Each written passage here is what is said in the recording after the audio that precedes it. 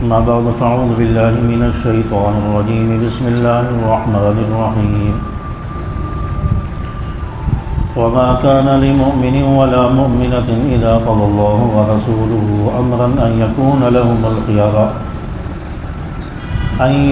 لهم الخيرة من أمرهم ومن يعص الله ورسوله فقد ضل ضلالا مبينا صدق الله مولانا العظيم وما كان لمؤمن ولا مؤمنة إذا قضى الله ورسوله أمرا اور جب اللہ اور اس کے رسول کسی بات کا حتمی فیصلہ کر دیں تو کسی مومن مرد اور مومن عورت کے لیے یہ گنجائش نہیں ہے ان یکون لہم الخیرۃ من امرہم کہ ان کو اپنے معاملے میں کوئی اختیار باقی نہیں رہتا ومن یعص اللہ ورسولہ فقد ضل ضلالا مبینا اور جو شخص اللہ اس کے رسول کی نافرمانی کر دے پس وہ کھلی گمراہی میں مبتلا ہو جاتا ہے۔ یہ جو آیت میں نے آپ حضرات کے سامنے تلاوت کی ہے یہاں سے لے کر آگے ایک رکوع تک اس میں حضرت زید رضی اللہ تعالی عنہ اور حضرت زینب رضی اللہ تعالی عنہ کا واقعہ ذکر کیا جا رہا ہے۔ آیات کا پس منظر یہ ہے کہ آپ صلی اللہ علیہ وسلم نے بعض صحابہ کے نکاح کروائے اور کسی خاتون کی طرف ان کا رشتہ بھجوایا اور وہ صحابہ کوئی معمولی نہیں تھے، کوئی ان کے اندر کوئی خرابی نہیں تھی بلکہ صحابی تھے، تقوی پرہیزگاری کے لحاظ سے بھی بڑے اعلیٰ درجے پر تھے۔ تو اس طرح آپ صلی اللہ علیہ وسلم نے بعض صحابہ کے رشتے کروائے، بعض خواتین اور بعض عورتوں کی طرف رشتے کے پیغام بھجوائے۔ تو انہی میں سے ایک حضرت زید رضی اللہ تعالیٰ عنہ بھی تھے جو آپ صلی اللہ علیہ وسلم کے منہ بولے بیٹے بنے۔ اور حضرت زید رضی اللہ تعالیٰ عنہ کا واقعہ یہ ہے کہ ایک مرتبہ اپنی والدہ کے ساتھ اپنے ننیھال کی طرف جا رہے تھے کہ راستے میں بعض لوگوں نے انہیں والدہ سے چھین لیا اور جا کر کسی بازار کے اندر کسی میلے میں جا کر ان کو غلام بنا کر فروخت کر دیا۔ اور ایک شخص تھا حضرت حکیم بن حزام، اس کو بیچ دیا اور پھر انہوں نے حضرت خدیجہ رضی اللہ تعالیٰ عنہ کو فروخت کر دیا۔ تو اس طرح حضرت زید غلام بنتے بنتے حضرت خدیجہ رضی اللہ تعالیٰ عنہ کے پاس پہنچ گئے اور حضرت خدیجہ رضی اللہ تعالیٰ عنہ سے آپ صلی اللہ علیہ وسلم کا نکاح ہوا۔ تو حضرت خدیجہ رضی اللہ تعالیٰ عنہ نے حضرت زید کو آپ صلی اللہ علیہ وسلم کو ہبہ کر دیا، ہدیہ دے دیا۔ تو آپ صلی اللہ علیہ وسلم کے پاس جب حضرت زید رضی اللہ تعالیٰ عنہ آئے تو آپ صلی اللہ علیہ وسلم نے انہیں اپنا منہ بولا بیٹا بنا لیا اور اپنے بیٹوں کی طرح انہیں پالا بڑا کیا۔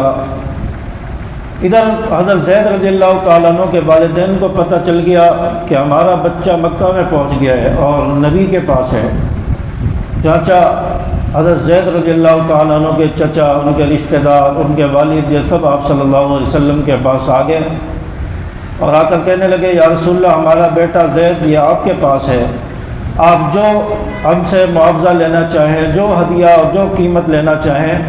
ہم آپ کو دینے کے لیے تیار ہیں، آپ ہمارا بیٹا ہمارے حوالے کر دیں۔ آپ صلی اللہ علیہ وسلم نے فرمایا مجھے تو کسی دولت کا کسی مال کی کوئی غرض نہیں ہے، اگر یہ آپ کا بیٹا زید ہے یہ اگر آپ کے ساتھ جانا چاہتے ہیں تو آپ اس کو لے جائیں، مجھے پیسے کی ضرورت نہیں ہے۔ حضرت زید رضی اللہ تعالیٰ عنہ سے بھی آپ صلی اللہ علیہ وسلم نے فرمایا کہ زید آپ ان کو جانتے ہو؟ کہنے لگے ہاں جانتا ہوں، یہ میرے والد ہیں، یہ چچا ہیں۔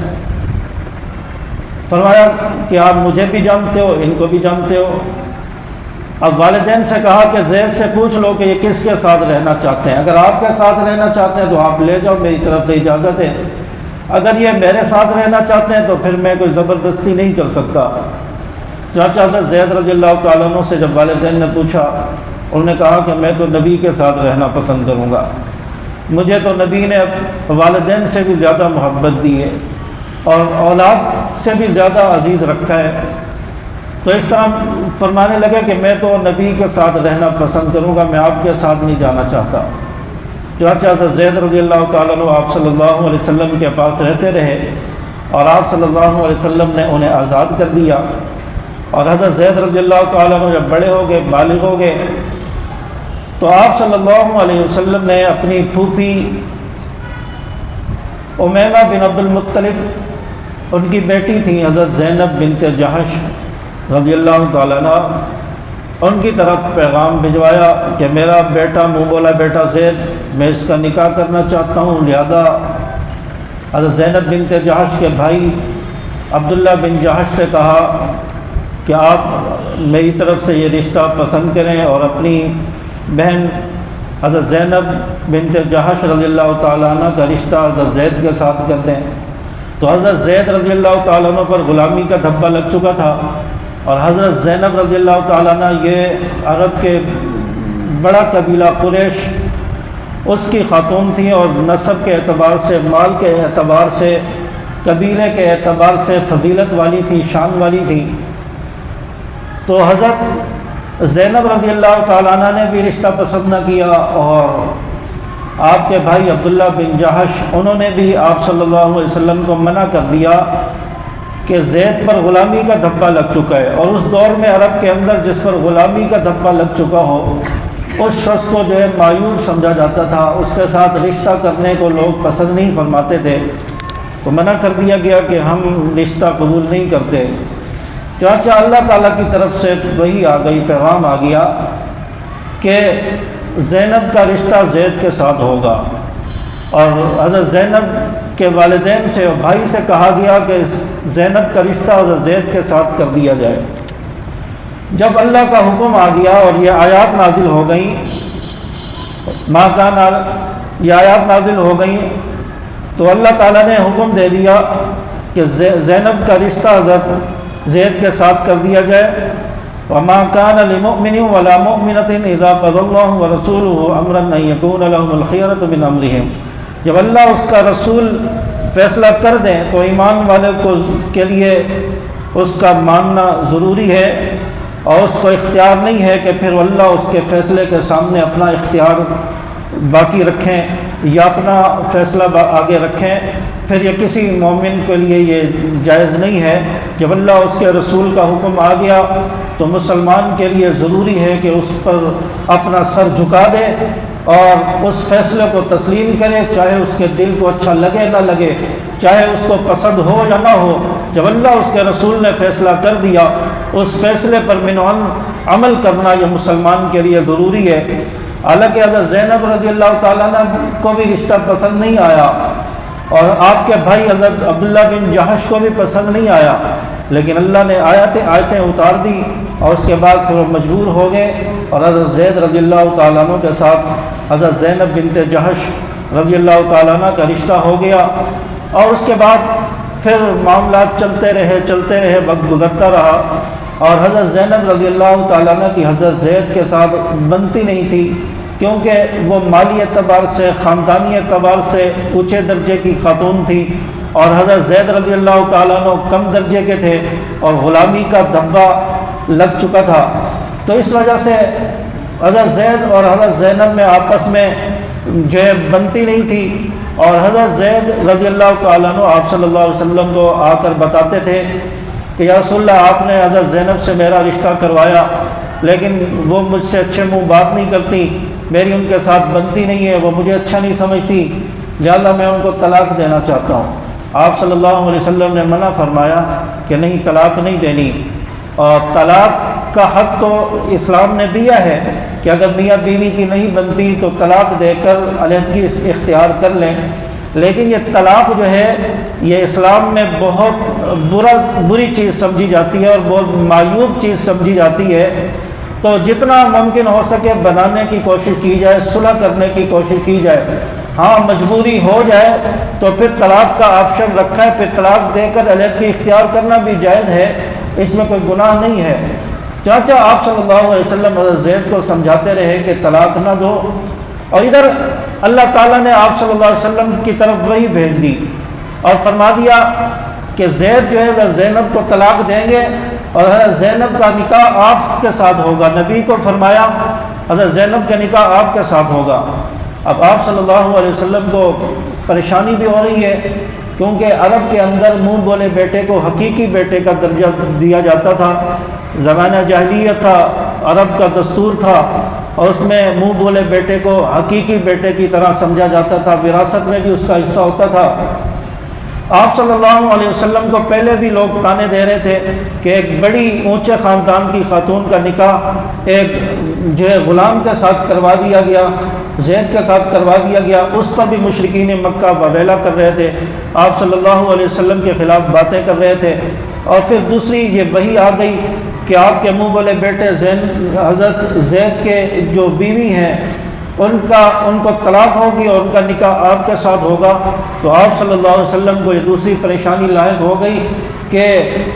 عرب کے دستور کے مطابق تو جو منہ بولا باپ ہوتا ہے اس کا نکاح جائز نہیں ہے، اس کو معیوب سمجھا جاتا ہے۔ اگر میرا نکاح ہوگا تو لوگوں کو شور کرنے کا، وویلا کرنے کا، باتیں بنانے کا موقع مل جائے گا۔ چنانچہ آپ صلی اللہ علیہ وسلم خاموش رہے۔ وحی کے ذریعے بتا تو دیا گیا کہ طلاق ہوگی اور آپ کے ساتھ نکاح ہوگا، لیکن آپ صلی اللہ علیہ وسلم نے اس کو ظاہر نہیں فرمایا، ابھی خاموشی اختیار کی کہ جب وقت آئے گا تو پھر دیکھا جائے گا۔ چنانچہ آپ صلی اللہ علیہ وسلم کو پتہ ہے کہ طلاق ہوگی، لیکن حضرت زید رضی اللہ تعالیٰ عنہ بار بار آ کر بتاتے ہیں کہ یا رسول اللہ میں زینب کو طلاق دینا چاہتا ہوں، میری نہیں بنتی۔ آپ صلی اللہ علیہ وسلم سمجھاتے رہے، روکتے رہے، بالآخر طلاق ہو گئی، طلاق کی نوبت آ گئی، طلاق ہو گئی، علیحدگی ہو گئی، اور آپ صلی اللہ علیہ وسلم کو پتہ چل گیا کہ حضرت زینب کو طلاق ہو گئی، عدت گزار لی، عدت پوری ہو گئی۔ آپ صلی اللہ علیہ وسلم نے اپنا پیغام حضرت زید کے ذریعے بھجوایا کہ زینب سے کہو کہ نبی آپ کے ساتھ نکاح کرنا چاہتے ہیں۔ تو حضرت زینب رضی اللہ تعالیٰ عنہ کہنے لگی میں استخارہ کر کے، مشورہ کر کے اس کے بعد جواب دوں گی۔ ادھر اللہ بھی فیصلہ کر چکا تھا کہ حضرت زینب کا نکاح نبی کے ساتھ ہوگا، اور یہ نکاح عرشوں پر ہوا، اللہ تعالیٰ نے یہ نکاح کروایا۔ حضرت جبرائیل علیہ السلام اور باقی فرشتے یہ اس کے گواہ بنے ہیں، اور اللہ تبارک و تعالیٰ قاضی بنے، اور آپ صلی اللہ علیہ وسلم کا نکاح اللہ تعالیٰ نے کروایا، اور آپ صلی اللہ علیہ وسلم نے پیغام بھجوایا، مشورہ ہو گیا، تیار ہو گئی کہ ٹھیک ہے نبی کے ساتھ میرا نکاح ہوگا۔ تو ادھر دیکھیں حضرت زینب رضی اللہ تعالیٰ عنہ اونچے خاندان کی ہے، حضرت زید کے ساتھ نکاح ہوا تو دل برداشتہ ہیں، ان کو رشتہ پسند نہیں آ رہا، اور پھر طلاق ہو گئی، اور پھر اللہ تعالیٰ نے حضرت زینب کے لیے جس رشتے کا انتخاب کیا اس رشتے کی کیا کہنے، وہ تو تمام کائنات میں وہ سردار ہے، تمام انبیاء کا سردار ہے، اس کے رشتے کا انتخاب کیا، اور یہ حضرت زینب رضی اللہ تعالیٰ عنہ کے لیے بہت خوش قسمتی کی بات تھی، بہت فضیلت کی بات تھی، اور آپ صلی اللہ علیہ وسلم کے نکاح میں آ گئی اور ام المؤمنین بن گئی۔ اور یہاں رشتہ کروانے کا مقصد یہ تھا، اللہ تعالیٰ نے حضرت زینب رضی اللہ تعالیٰ عنہ کا رشتہ حضرت زید سے کروایا کہ جو عرب کے اندر جو رواج ہے کہ اونچے خاندان کی عورت غریب کے پاس نہیں آ سکتی یا غلام کے پاس نہیں آ سکتی، اس جو رسم کو اور اس چیز کو توڑا جائے، آپ صلی اللہ علیہ وسلم اس رشتے کو، اس چیز کو توڑنے کے لیے آئے تھے کہ یہ رسم نکلے، اس کا خاتمہ ہو، اور آپ صلی اللہ علیہ وسلم نے حضرت زینب کا نکاح حضرت زید سے کروایا، اور بتا دیا کہ اگر رشتہ اچھا ہو، انسان اچھا ہو، مالی اعتبار سے، نسب کے اعتبار سے، سلسلے کے اعتبار سے اگر وہ کم درجے کا ہے، لیکن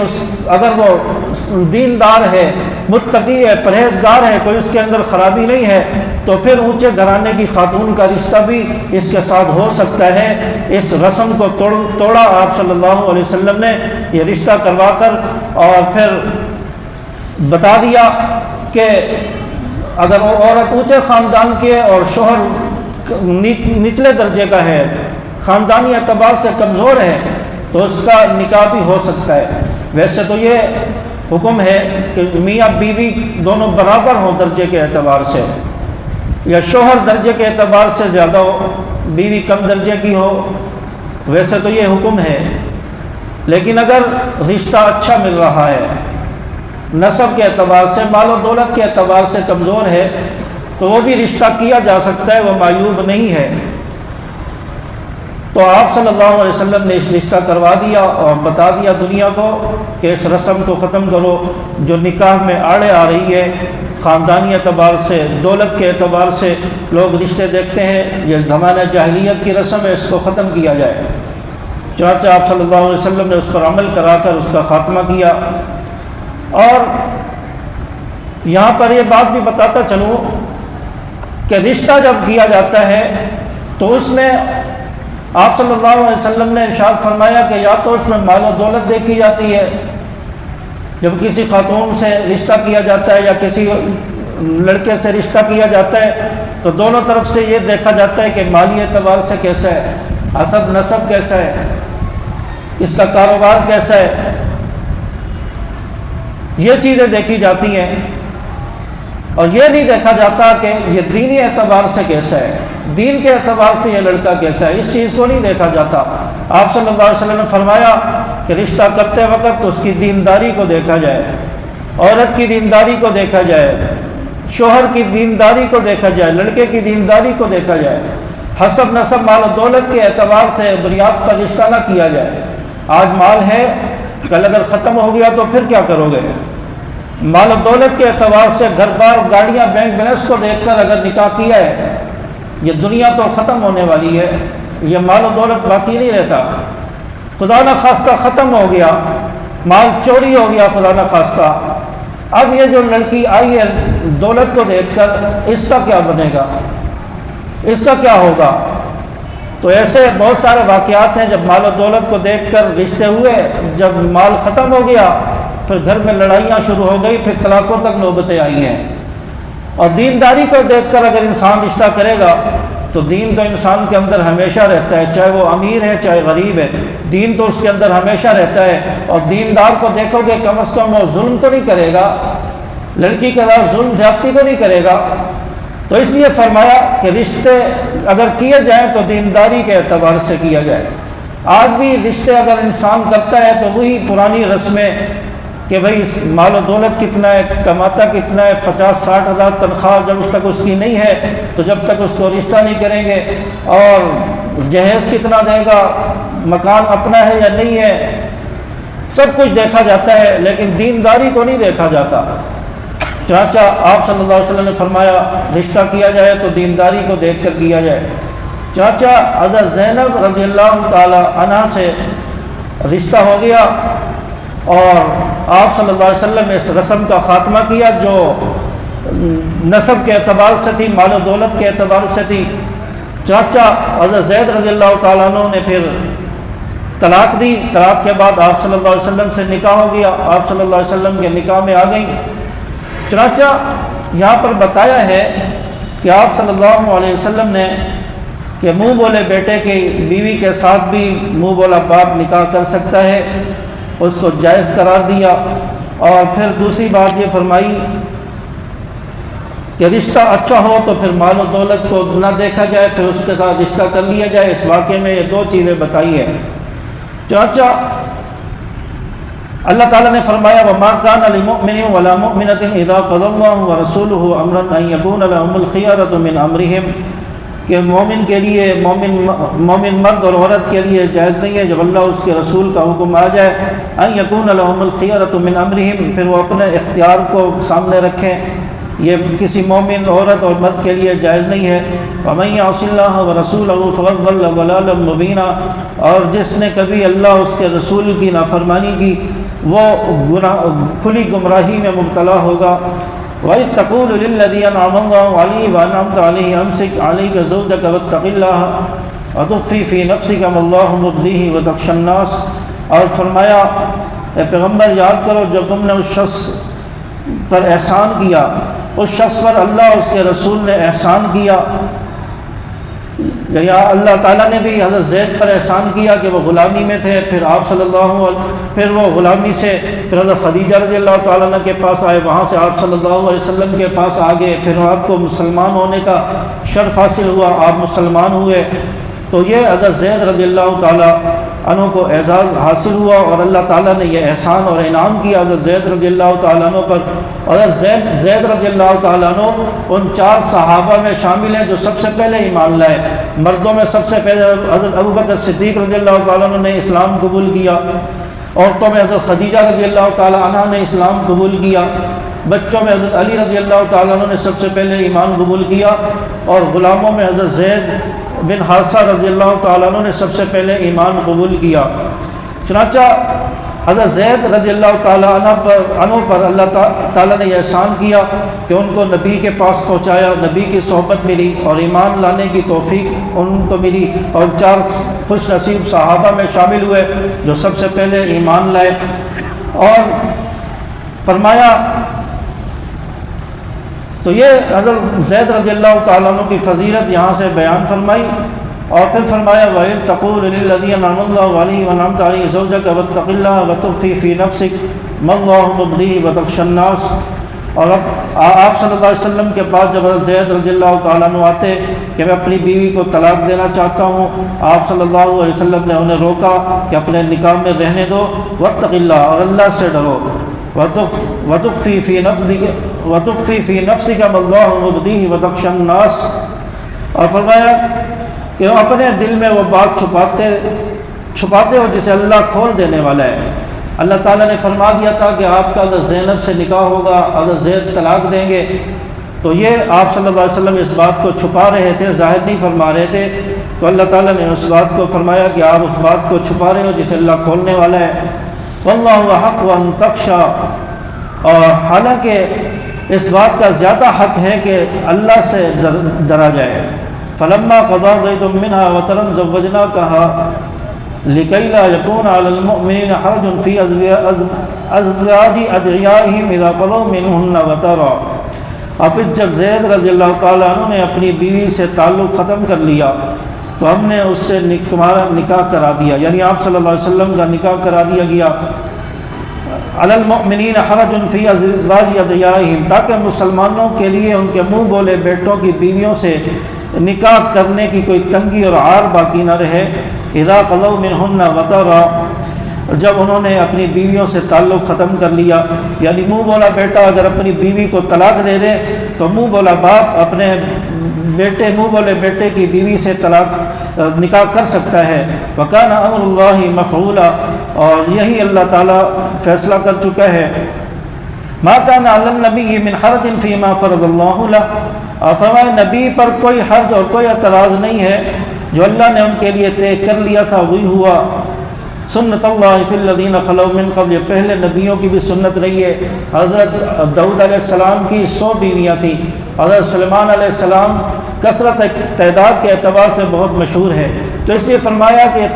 کثرت تعداد یہ پہلے انبیاء کی بھی سنت رہی ہے، اور آپ صلی اللہ علیہ وسلم کی بھی یہ سنت رہی۔ وکان امر اللہ قدرا مقدورا، اور اللہ تعالیٰ نے یہ فیصلہ مقدر میں کر دیا۔ الذین یبلغون رسالات اللہ ویخشون ولا یخشون احدا الا اللہ، اور پیغمبر سے فرمایا وہ لوگ، پیغمبر وہ لوگ ہیں جو اللہ کے بھیجے ہوئے ہیں، وہ احکام لوگوں تک پہنچاتے ہیں، اسی سے ڈرتے ہیں، اللہ کے سوا کسی سے نہیں ڈرتے۔ وکفیٰ باللہ حسیبا، اور حساب کتاب کے لیے اللہ کافی ہے۔ ما کان محمد ابا احد من رجالکم ولکن رسول اللہ وخاتم النبیین، اور فرمایا کہ محمد صلی اللہ علیہ وسلم تم مردوں میں سے کسی کے باپ نہیں ہیں، ولیکن رسول اللہ وخاتم النبیین، لیکن وہ اللہ کے رسول ہیں، تمام نبیوں میں سب سے آخری نبی ہیں۔ تو اللہ تعالیٰ نے آپ صلی اللہ علیہ وسلم کو مردوں میں کسی کا باپ نہیں بنایا، یعنی آپ صلی اللہ علیہ وسلم کے جو صاحبزادے تھے ان کا بچپن میں ہی انتقال ہو گیا، اور اس میں حکمت یہ تھی کہ اگر نبی کے صاحبزادے باقی رہتے تو سلسلہ نبوت باقی رہتا، کیونکہ اولادوں سے سلسلہ آگے نبوت کا چلتا ہے، اور اللہ تعالیٰ نے یہ سلسلہ نبوت نبی پر ختم کرنا تھا، تو اس لیے اللہ تعالیٰ نے آپ کے بیٹوں کو باقی نہیں رکھا، کیونکہ سلسلہ نبوت جو مردوں میں چلتا ہے، عورتوں میں نہیں چلتا۔ تو اس لیے آپ صلی اللہ علیہ وسلم کے جو بیٹے تھے، صاحبزادے تھے، ان کا بچپن میں ہی انتقال ہو گیا۔ اور حضرت عبداللہ بن مسعود رضی اللہ تعالیٰ عنہ کے بارے میں غالباً آتا ہے، حضرت ابن ماجہ کی روایت ہے کہ آپ صلی اللہ علیہ وسلم فرماتے تھے کہ اگر میرے بعد کوئی نبی ہوتا تو میرا بیٹا ابراہیم ہوتا۔ اپنے بیٹے ابراہیم کے بارے میں فرماتے تھے، لیکن آپ کے بیٹے، آپ کے صاحبزادے باقی نہ رہے، وہ دنیا سے چلے گئے، بچپن میں ہی انتقال ہو گیا۔ اور اس لیے فرمایا کہ رسول اللہ صلی اللہ علیہ وسلم تو مردوں میں سے کسی کے باپ نہیں ہیں۔ حضرت زید رضی اللہ تعالیٰ عنہ کو زید بن محمد کے نام سے لوگ جانتے تھے۔ جب آپ صلی اللہ علیہ وسلم کے پاس آئے، آپ صلی اللہ علیہ وسلم کی پرورش میں رہے اور آپ صلی اللہ علیہ وسلم نے منہ بولا بیٹا بنایا، تو لوگ آپ کو زید بن محمد کے نام سے جانتے تھے، اور یہ سلسلہ نسب تبدیل کرنا یہ حرام ہے۔ پھر اللہ تبارک و تعالیٰ کی طرف سے حکم آ گیا کہ اب حضرت زید بن محمد کے نام سے نہیں پکارے جائیں گے، بلکہ اپنے حقیقی والد زید بن حارثہ کے نام سے پکارے جائیں گے۔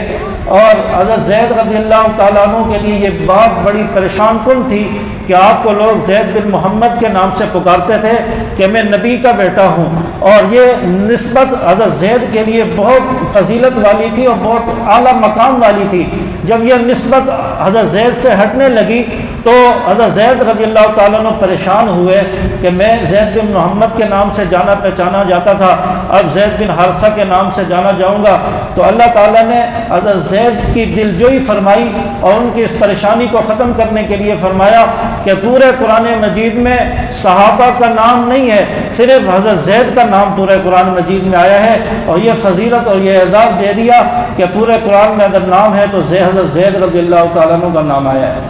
تو یہ اعزاز مل گیا اور دلی طور پر حضرت زید کو سکون ملا۔ چنانچہ آپ صلی اللہ علیہ وسلم مردوں میں کسی کے باپ نہیں ہے، اور عورتوں میں تو آپ کی 4 صاحبزادیاں تھیں، تو یہاں پر صرف مردوں کو مخاطب کیا ہے، مردوں کے اعتبار سے فرمایا مردوں میں آپ صلی اللہ علیہ وسلم کسی کے باپ نہیں ہیں۔ چنانچہ آپ صلی اللہ علیہ وسلم خاتم النبیین ہیں، اور یہ آیت آپ صلی اللہ علیہ وسلم کی ختم نبوت پر بھی دلیل ہے۔ آپ آخری نبی ہیں، آپ کے بعد کوئی نبی نہیں آئے گا۔ آپ کا نبوت کا، نبیوں کا سلسلہ آپ صلی اللہ علیہ وسلم پر آ کر ختم ہو گیا، آپ صلی اللہ علیہ وسلم پر آ کر نبوت ختم ہو گئی۔ حضرت عیسیٰ علیہ السلام آئیں گے تو فرمایا کہ حضرت عیسیٰ علیہ السلام وہ بھی آپ صلی اللہ علیہ وسلم کی نبوت کو مانیں گے، آپ صلی اللہ علیہ وسلم کی شریعت کو فالو کر کے ان احکامات پر چلیں گے۔ وہ نئے نبی بن کر نہیں آئیں گے، بلکہ وہ نبی پہلے آ چکے اور وہ نئے آنے والے نبی نہیں ہوں گے۔ آپ صلی اللہ علیہ وسلم سے پہلے حضرت عیسیٰ علیہ السلام آ چکے ہیں، اللہ نے ان کو آسمانوں پر اٹھایا ہے، اور وہ قرب قیامت ان کا نزول ہوگا، لیکن نبی کی ختم نبوت میں اس سے فرق نہیں آئے گا۔ وہ آخری نبی آپ صلی اللہ علیہ وسلم ہی ہے۔ چنانچہ آپ صلی اللہ علیہ وسلم کے بارے میں یہ آیت ختم نبوت پر دلیل ہے۔ اللہ تبارک و تعالی ہمیں سمجھ عمل کی توفیق عطا فرمائے۔ الحمد